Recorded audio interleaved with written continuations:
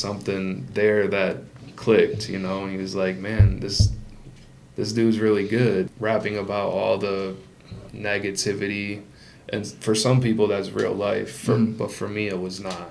Why did that passion come back specifically now? There we go. When I ask every one of my guests, a bit of your origin story in the music scene, how you came to be. You were telling me a little bit before the interview just about how your passion is always there for music, and it was just sort of reinvigorated this year. So I want to just dive into that journey in the music space. For sure. I think it really started with a love for poetry. I remember 5th grade writing a poem and actually performing it in front of the class at like the 5th grade graduation, which I couldn't remember what it was, but I know there was rhyming in there. And then come middle school, high school, transition time, I got introduced to rap music. Lil Wayne, Paper Planes remix was like one of the first songs I ever heard, and I just really fell in love with the wittiness and the punchlines. And then, yeah, I wanted to be that, you know. I started rapping myself, wasn't always being true to who I was. I was very much a product of what I was hearing, but I realized that at a young age and kind of turned it around and said, hey, like, I have something here, why not use it in a positive way or to actually speak on things that are true to me, you know? Mm-hmm. I can understand that. Tell me a little bit about your relationship with Huff. You said you guys go way back. Yeah, Huff The Goat. I know him by other names too, but he really is the GOAT around here, Grand Rapids. We just, back in the day, we were running with the same crew, family over everything. I remember rapping for one of our mutual friends. He goes by Hadari Moore, or Prez now. I remember rapping for him at a basketball game at my old high school, and he just really, I don't know, there was just something there that clicked, you know, and he was like, man, this dude's really good, and we've been tight ever since. Like, they've been there for me, Huff and Prez, through this whole journey. I mean, we're 29, I'm 29 now, they got a couple years on me, but we've been doing this 10 plus years, man, and we're all in a different bag and just sharing that experience with each other, you know. You mentioned 10 plus years of experience. Why did that passion come back specifically now? Yeah, so at the start of this year, I was really focused on my career at my employer and my schooling at Grand Valley, pursuing a degree.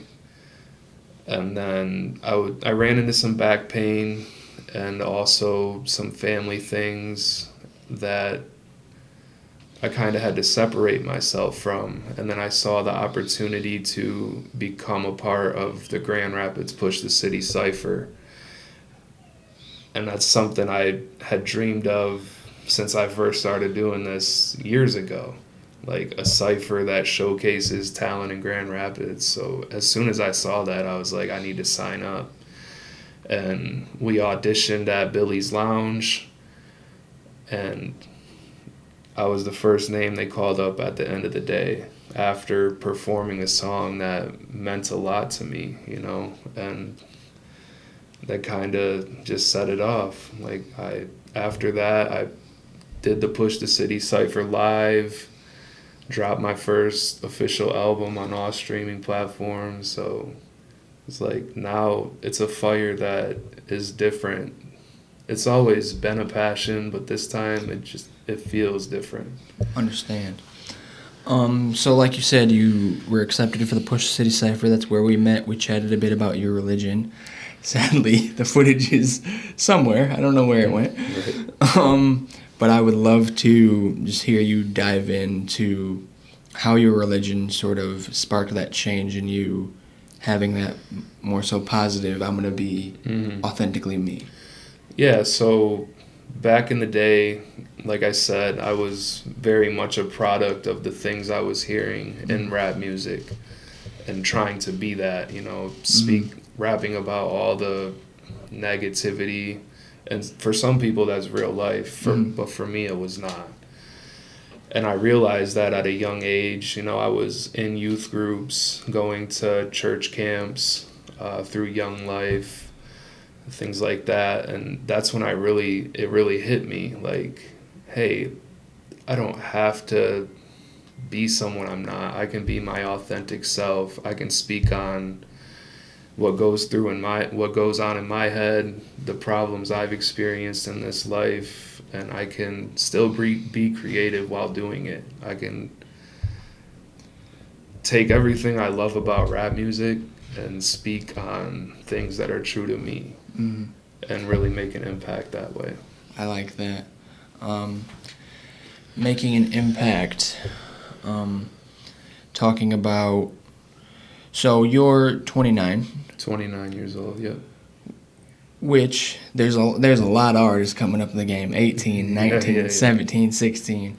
What advice would you give to someone in a similar situation as you, who is not necessarily being authentically themselves and doesn't think that they can be creative if they don't rap what all the traditional rappers rap about, right, from drugs to guns to violence to whatever the case may be? I mean, really understanding that you're at an age where you're very impressionable, so you're going to see all these things that society says is cool, like this is the cool thing to do, but do you really think that's cool is the question. And if you do, like, I think it's also great to watch artists grow from that, which some artists do and some artists don't. It just depends on how you grow over time, I guess. But I feel like there are definitely some artists who they started one way and over time have developed and evolved and changed, and you see that musically as well, sonically. That's true. And actually, this brings me back to, so I had some of my old music on YouTube still, on my old YouTube channel, and my 7-8-year-old niece scrolled past it one day, and my sister's like, oh, we're listening to your old music, and I'm like, be careful what you let her listen to, Be careful. And so, like, that brought me through some things mentally where I'm like, man, like, yes, I like this old version of me. He had a lot of bars, his flow was tight, but, like, I have kids now, I have nieces, and, like, do I want them hearing this stuff? That was kind of what I was wrestling with. So really trying to rebrand myself and, stick to making a positive impact in my music. So would you consider yourself a faith-based artist, or just an artist who is a follower of Christ? An artist that is a follower of Christ. Okay. Why do you say that? People say, they use the term Christian rapper. Yeah. I wouldn't I'd call myself a Christian and I'd call myself a rapper. I'm a sinner, for one, and I deal with sin. It's something we all deal with, it doesn't matter if you believe in religion or not. We all do things that we're not always proud of. And just to use music to speak on, to get away from my sin, to speak on things that have pulled me into it, but also using it to take me away from it as well, if that makes sense. 100%. I like that. Tell me about your family life. You mentioned to me you have a wife and 2 kids. Yep. What's life like at home? Do the kids know that you're Dad's a rapper, or they don't think that's cool? I mean, they're a little young to fully understand. Mm-hmm. My wife actually likes some of my songs. I got a song called Mr. Feeney from my Boy Meets World. yeah. I like that from show. my latest album, Think, out now on all streaming platform. Go listen. Think with a comma. Think with a comma. Yeah, so it's part one of a trilogy. Bringing out the punctuation. Part one of a trilogy of albums. But yeah, when my wife told me I actually like this song, I was like, oh, that's cool. Like, and she's not really into. She wasn't raised the same way I was. Yeah. She wasn't into rap music. But as far as my kids, like, they get curious sometimes, but I don't think they really know what's going on. My son's into other things like Pokemon cards and monster trucks right now. Mm-hmm. So, and I used to be into all You'll that have to stuff perform at too. Monster Jam. They don't care. Yeah. If you go perform with what's one of the monster trucks? Max D, then maybe he'll care. Yeah. Dad performs in a monster truck, then I'm here for it. Yeah, for sure. That's awesome, man. So tell me, how long have you been with your wife, if you don't mind me asking? 2018. 2018. So how many years is that? Going on 6? 6, yeah. Yeah. So she hasn't been with you through your entire music journey. How was that, like, explaining that to her, like, oh, I have a career, I do this, but also this thing is a real big passion of mine? Yeah, so like I said, right now it's a bigger passion than it's always been. Yeah, than it's ever been before, yeah. I think when I first met my wife, I wasn't too focused on it. Mm-hmm. But it was just always there. Like I'd go to work and I'd come home with lyrics written on paper and I'd just throw them on the desk, and she knew that. Yeah. But you know, at the start of this year, once again, I looked my wife in the eyes and I said, hey, I got to start taking this serious because I like to think I'm pretty good at it. And you don't want to be looking back thinking, well, if only I had signed up for the Push the City Cypher, maybe it could have gone somewhere. Right. Or if only I would have put out that Think album that I was plotting on for so long. Mm-hmm. And that's kind of where I'm at with it. Is I understand there could be a monetary gain from it, but also, do I want to continue on in life knowing that I did not even try to execute on my dreams and goals of releasing albums, making songs, performing, and just making that impact? Gotcha.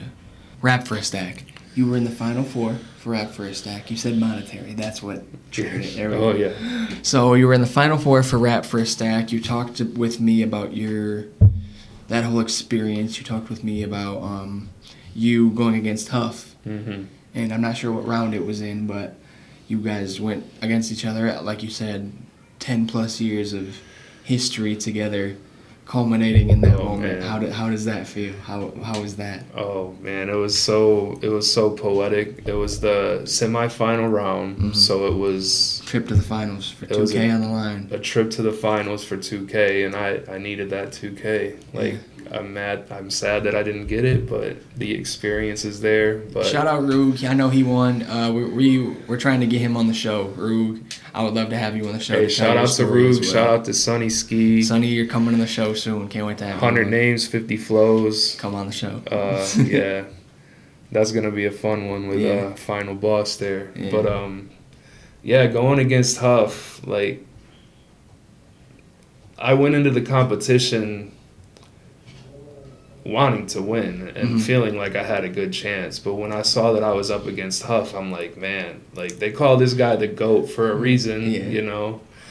But I had a plan coming in, and I executed that plan. And if I were to lose to anybody, I would have wanted it to be him, you know. And honestly, it could have been a toss-up. I won an overtime round earlier in the competition, and that one could have very well went into overtime. Who were the sorry to interrupt your story, but who were the judges? The judges that night were Jade Richards, okay. Shout out to her. Lady Ace Boogie, I believe, was there. Yeah, she was there when I was there. Shout out to Lady Ace. She gave me a shout out actually on the mic. I was standing over at the bar and my girlfriend was using the restroom. I was just standing over at the bar. She was like, "Shout out Rap Roots Media," and I was like, "She just said what?" And she was like, "I just shouted you out up there." I was like, "Oh my god, you're amazing." And then my guy Matt Beeler, the Alien director, he was Gotcha. the one of the judges there that night too. I was gonna say, did they have Ruben up there at all for judging or no? Ruben was, I believe, a judge in the final round. Final round, okay. Yes. Because I was gonna Yeah. say, if they had Ruben as a judge for y'all, I feel like that's stacking the deck a little bit for Huff's favor. Hey, Hey, you still won though. You see talent, and I mean, it's not about whose side is who on. Yeah, It's just yeah. about if someone's better than you. And I kind of had that mindset going in. I'm like, if someone can out rap me, give them the 2K. Mm-hmm. But going into the competition, like I wasn't thinking that anyone could. Mm-hmm. Obviously, that's not the way it worked out, but maybe we got. But hey, some making things. it to the Final Four is still a huge Yeah, that's accomplishment, big. man. And to share. When I asked Ajax, I texted him, I was like, "Who made it to the Final Four?" And he told me Roog and Sonny, and I figured they would make it because I saw them both perform. So I figured they would make it, and then I saw your name, and I was like, wow.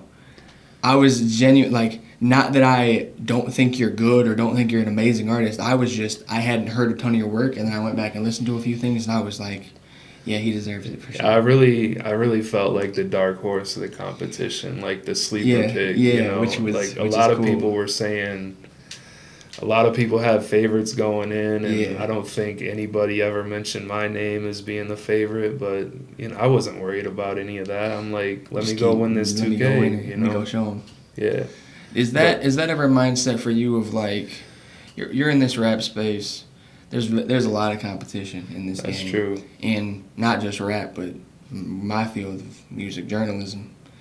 My theory on like, I've had people cancel interviews on me. Close friends have canceled interviews on me. So I'm like, all right, I'm gonna show them. Like, Have you ever had that? Do you have that mindset going into maybe a competition or a show or making a song? Like, I'm gonna show them. I'm him. I'm that. I'm that guy. I do this. I'm best rapper out here. Like, I feel like you almost have to. Like, you have to fight against that. All those things. Delusional optimism is almost what Yeah. I'm trying to say. Like, do you have that delusional optimism at a point of like, no matter what anybody tells me, I know in my heart that I'm the best rapper I can be. And I feel like when you're writing from a space of personal and from your heart, like getting up there on that stage and showing, it's not about, like, you could have battle rap bars, what they call them, competition based stuff, but really getting up there and sharing a piece of you, I think that's what's more important. I think J. Cole said it best when he said, deep down every poet just wants to be loved. I forget the song, but it's on like the Forest Hills Drive. And honestly, I agree with that statement to the fullest. Like, the only reason we do what we do is to try to relate to Have people. that interaction and that reaction from people. Building on that, what is your stage presence like? Are you very up dancing around, or is it more so? I can't move around a whole lot, man. I got back pain. So how does that go when you're interacting with a crowd? I really try to, I heard Bolo say it, like, look them in the eyes and, knowing you're going to say some stuff, you're going to drop a dope bar on them, make sure they hear it, make sure they feel it, Which I like that he said that, because when we saw him perform at Rap for a Stack, he was like surveying the crowd. Oh, I know a bar is going to come right here. Let me stomp my feet. Yeah. Like, didn't have to like dance and jump around, but like, we knew he was on that stage. We knew he was killing it. Which I think a lot of people get caught up in, like, they see these crazy stage antics and things like, oh, I can't do that. You don't have to. Right. It can just be simple as making eye contact, like you said. Yeah, it's something I need to work on for sure. Like, I'm not up there busting a move too much, but you know, I know what I bring to the table is like true lyricism. So I got to catch the crowd's attention first thing, really bring them through the process of how I came up with those words, know when something's coming just to make sure they hear it, you know. It's the wow factor. That's like since I've started listening to rap music, when you listen to it and you hear something and you gotta go back to hear it again to like really understand. You like breaking it down. That's you like what really I love. understanding it. Yeah. I like that. I do that a lot with music. Break it down, understand it, analyze. You said that it really became a point of emphasis to take music to like almost the next level, I guess I should say, this year. What has been, you feel like, the biggest blessing in terms of this year? You said it's been such a poetic, amazing year for you. What has been the biggest blessing? And then also, one more question on that. How do you plan to take this forward into 2025? Yeah, the biggest blessing, honestly, so far, I mean, there's plenty of them to name, but being a part of the Push the City Cypher was huge. Mm-hmm. And being a live edition and being all that it was, with all the interviews going into it, and I had never done anything like that before. Mm-hmm. And then just getting on that stage with all those other amazing artists and showing them that, hey, I can hang too. And then Rap for a Stack was huge as well.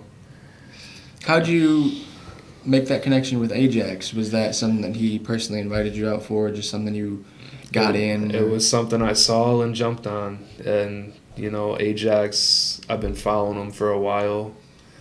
So I know about his work, and I know about previous Rap for a Stack stuff. I kind of saw the opportunity, and I think that was after the time like I was building momentum of being in the Cypher, winning that competition, working on an album, and then it was like, all right, well, I've done this. Why can't I go to this Rap for a Stack competition? Yeah, it was really like, I feel like for you it was almost like boom, boom, boom. It was like Push the City, Rap for a Stack, here's the album. So that's kind of like the perfect rollout in a way. You get people see you at the Cypher, they see you at Rap for a Stack, and they're like, oh, if they didn't look at you from the Cypher, they'll see you at Rap for a Stack. Oh, maybe I should check this guy out. He's everywhere. Mm-hmm. Everywhere I go, I'm seeing him. Get out of my face. but they check you out and they see this album. It's kind of like the perfect rollout opportunity, and you definitely took advantage of that to be able to roll this project out. In terms of creatively, how did this project come about? Yeah, so I had a song called The Unknown. It was the song that actually won me the spot in the Cypher. And it's very much, there's a lot of thought that went into it. It was me wrestling with some of the doubts I have in my faith. And I took that song and I said, how can I put this into a project? And I really thought about what music should make one do. And I think of three things. I think it should make you think about things in a way that you may not be accustomed to thinking about things. It should make you move, like everyone wants to move or be moved, physically, spiritually, however that may be. And then also when you listen to music, you should feel what that person may be going through. And that was the whole idea of this project. I took a collection of 9 songs, put them on Think, and each song kind of touches on different topics. And it's my thoughts on them, but it's also a different way of thinking about things when you listen to it. And then right now we're working on Move. There's some hype songs in there. Gotcha. So this is a trilogy of works. So it's Think, Move, and Feel. Think, Move, Feel. Yep. That's amazing. I love the branches extending. I'm a person who, when I listen to albums, I love the transitions. I love transitioning from song to song. I love transitions from album to album. My favorite artist, Mac Miller, my favorite rap artist.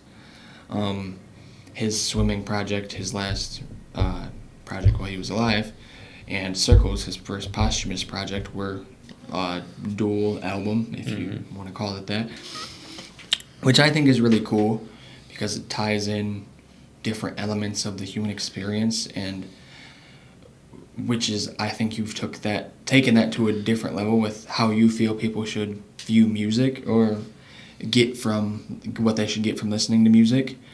I think that's a cool way at going about a album rollout, because you could have just said, F it, here's 30 songs, Right. and we're done. Yeah, I'm very much a conceptual guy when it comes to making an album and putting something out. I want all the songs to kind of touch on that overarching topic. You know, when you think of thought, just how many different ways can you use your mind to think about things?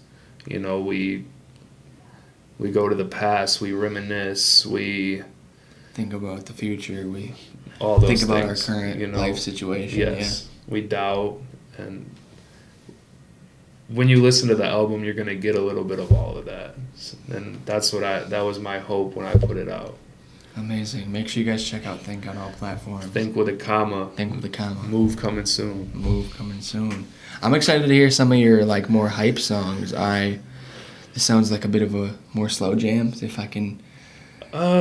There's a good mix of lot of stuff in there. I got some good features coming up with some well-known guys. A few guys I was in the cypher with, Cully Kzu and Tay Money. Shout out to them. They're coming on the show too. I'm gonna talk to them about this song.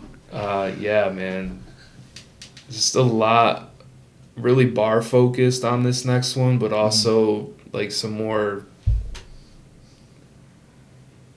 beats that are gonna get you moving, and maybe a flow that I'm not so accustomed to, but definitely branching out and trying to stay in that creative mode, but also focus on the art and focusing on what it does for people. Larry, I appreciate the fact that you are so focused on the art. I feel like a lot of people know what hip hop can do for them, and not what they can do for hip hop. And I feel like you're very much so the opposite of that. You are grateful to be here in this hip hop scene. You are grateful that you get to make the art you want to make, which there are plenty of artists who are not like that. So I commend you for being one that is.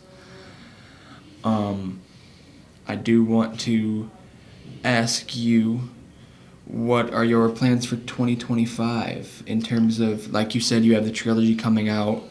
With that, does that come with more shows? Does that come with more events? I'm hoping to get some music videos out for Think. I'm hoping to get all 3 parts of the trilogy out by the end of this year. We'll see how that works out. And yeah, shows. They're talking about the Push the City All-Star edition. Maybe we'll be blessed enough to get that spot. But if not, I'm just grateful for the opportunity I've already had. But yeah, just getting my foot in the door, doing more shows, gathering the funds to do music videos. And well, if really you're looking for music videos, check out the Rap Roots Media Tiers. I gotta give myself a little ad in there, you know. Yeah. Hey, but if you wanna, we got a well-known. His name is Miel Rostic. He does music videos out here. I got him from Bolo. Okay. Who shot one of Bolo's videos, and he made a lot of ideas. He made the connect, and I'm sure he could execute them for you. So if you're willing, we would love to do that for you. That'd be awesome. I think that would be cool. I would love to be a part of your journey as an artist. That would be sweet. But as far as 2025, by then I'm hoping to be working on another project, really getting down to the root of what really made me what I am today. How do you think, I feel like a lot of artists deal with this, writer's block, and struggling with, you have this very conceptual idea. Once that comes into fruition, where do you go from there? Is it just more about you being creative and coming up with something new, talking about your current life, or maybe a different concept that you hadn't dealt with before? That's a great question. And right now I have so many ideas just to execute on, but putting words to those ideas is sometimes the hard part. Mm-hmm.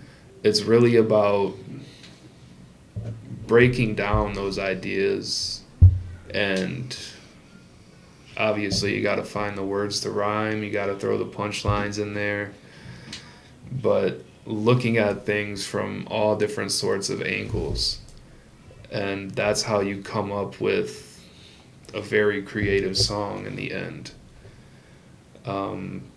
As far as writer's block goes, like, I feel like it's something we all deal with, but just really going to where your mind is in that moment.